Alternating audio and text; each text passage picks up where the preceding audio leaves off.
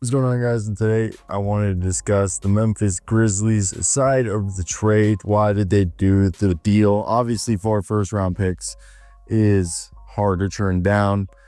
Additionally, part of that is a Desmond Bane's price was probably somewhere between 1 to 2 first-round picks, and then the contracts that they took on Kentavious Caldwell-Pope and Cole Anthony, which both of those players fill needs that they needed. Like Kentavious Caldwell-Pope is going to be a 3-and-D guy, Iron Man, who at the very least, yes, he's a bit overpaid, but he'll be able to fill somewhat of the gap that Desmond Bane left in terms of three-point shooting and scoring from the perimeter, while providing probably a bit more defense than Bane gave you.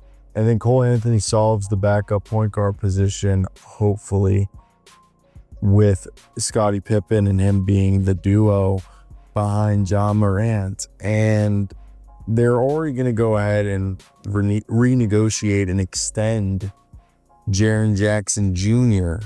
So this probably was done, to help alleviate long-term cap constraints when assuming that Santi Alama is going to be brought back, probably somewhere close to the mid-level exception. I think his starting numbers at least 10. I mean, I wouldn't be surprised if he's like the sleeper that gets like a huge bag this offseason, but I want to hear your guys' thoughts. If you're a Memphis Grizzlies fan, what do you guys think of this deal and why? I think when we look at this deal, you really put yourself in a good situation. As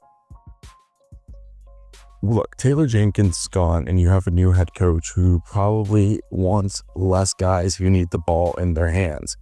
And 4 unprotected first-round picks, a pick swap that's a lot of draft capital for Bane. And to me, I think the biggest thing is knowing that for Memphis, Caldwell-Pope and Anthony, those veterans are going to help out the Grizzlies, which they've needed some veteran presence. To me, the biggest thing is they got to move off of Bane's $162 million over 4 years.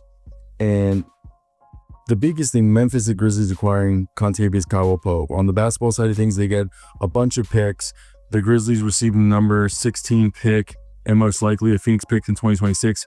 Orlando's pick in 2028, a top 2 protected pick swap in 29, and Orlando's pick in 2030. That's like an awesome haul. And from the basketball side of things, yes, scoring output here offensively might be downgrading, but Caldwell-Pope's a solid veteran who rarely misses games and can shoot. Yeah, he's not a playmaker, a facilitator in the way Desmond Bane is, but they're hoping that Cole Anthony paired with Scottie Pippen is going to be like a great backcourt rotation that they're going to have now, and that the Grizzlies here are going to basically subtract, addition by subtraction, then getting more depth, as they're saying, okay, we don't need another guy like Desmond Bane. What we need is more depth, which has been a strength back when they had Kyle Anderson and company coming off the bench. And for them, it will give them more flexibility, as they probably knew this was peaked version of Jaren Jackson Jr. and Desmond Bane and Morant with the contract extensions and everything. Like, they knew they probably had hit the ceiling of what that team could do. So with all that being said, what am I trying to say? Memphis, pulling the trigger on a major retooling by sending out Desmond Bane and in return getting KCP, Cole Anthony, and the 4 first-round picks in the pick swap, is moving past the draft haul.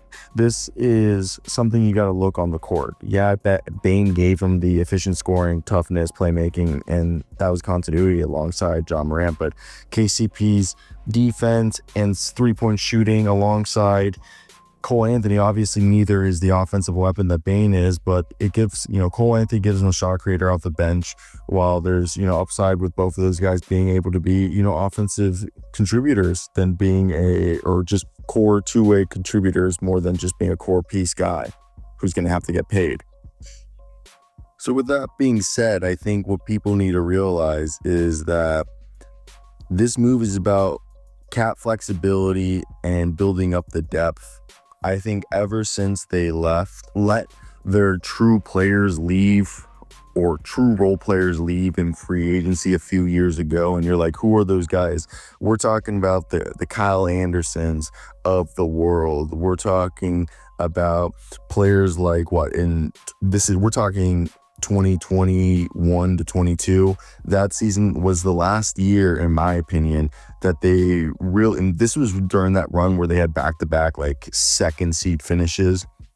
And on that roster, they had guys like Steven Adams, Kyle Anderson, Dylan Brooks, all right, Tyus Jones, DeAnthony Milton, and they let those guys leave. And as a result, I think bringing in Cole Anthony and Kentavious Caldwell-Pope is trying to rebuild some of that depth, because now you have Scottie Pippen and Santi Aldama. And Memphis probably realized that the John Morant, Desmond Bane, Jaren Jackson Jr. trio had a ceiling that they've already hit. And with a tricky renegotiation and extension looming for Triple J, who didn't qualify for the Supermax, this deal gives them some breathing room under the second apron.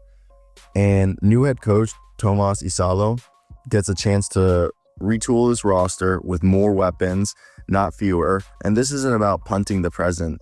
It's about repositioning for what's next. Memphis is betting on its scouting, its player development, and eventually use some of those picks to bring in a real difference maker next to Ja and Jaren.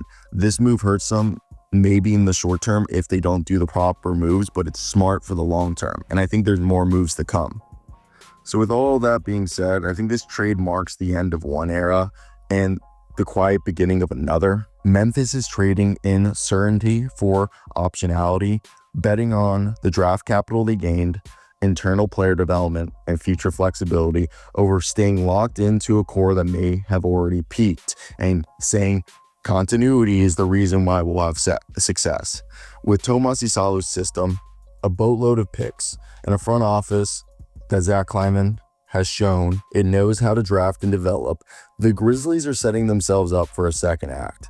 It won't happen overnight, but don't be surprised if in a year, 2 years from now, Memphis is right back in contention with a retooled roster, a more balanced cap sheet, and a new wave of talent around John Morant and Jaren Jackson Jr. This is a foundational move, not a waving of the white flag. That's kind of how I see it. And I want to hear your guys' thoughts down below in the comment section if you guys agree with me or not. What do you guys expect from this? Because I'm curious. I'm curious as it's different. It's a different time of year, and it makes things interesting as you're putting yourselves in a position where somebody like if somebody like a DeMar DeRozan is available, I think that's someone that they realistically could go after. Let me hear.